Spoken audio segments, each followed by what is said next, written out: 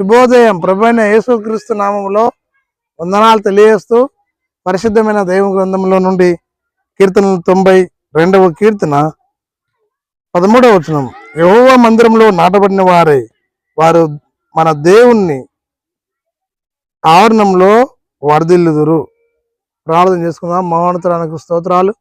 వాక్యం ధ్యానిస్తుండగా మీ సన్నిధి మాతో ఉంచి నడిపించమని యేసు నామంలో ప్రార్థించి అడుగుతున్నాము తండ్రి. ఆమేన్. దేవుని మందిరంలో నాటబడిన వారే వర్ధిల్లాలి అని దేవుడు కోరుకుంటున్నాడు. క్రైస్తవ విశ్వాస యాత్రలో ప్రభు మందిరాన్ని కోరుకున్నప్పుడు, మందిరానికి వెళ్ళినప్పుడు దైవ దీవెన మనం పొందుకోగలము. వారు ఖర్జూరపు వృక్షం వలె మువ్వ వేయుదురు. అనునిత్యము దైనందిన జీవితంలో క్రైస్తవ విశ్వాస యాత్రలో మనం దేవుని దీవెన పొందుకొని, ఆశీర్వాదం పొందుకొని దేవునికి మహిమకరంగా సంఘంలో, సమాజంలో నివసించలేను.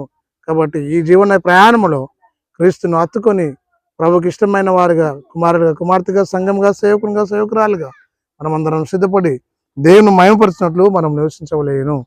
ఆయన మందిరావరము చూడవాలని దావీదు కోరుకున్నాడు. నీవు నేను కూడా అలాంటి జీవితం కోరుకొని దేవుని మందిరంలో ప్రేమిస్తూ ఆయనను హత్తుకొని జీవిస్తూ ఈ లోకంలో దేవునికి మహిమకరంగా నివసించే ధన్యత, కృపా, భాగ్యాన్ని పరిశుద్ధాత్మ మనందరికీ దయచేసి దీవించును గాక.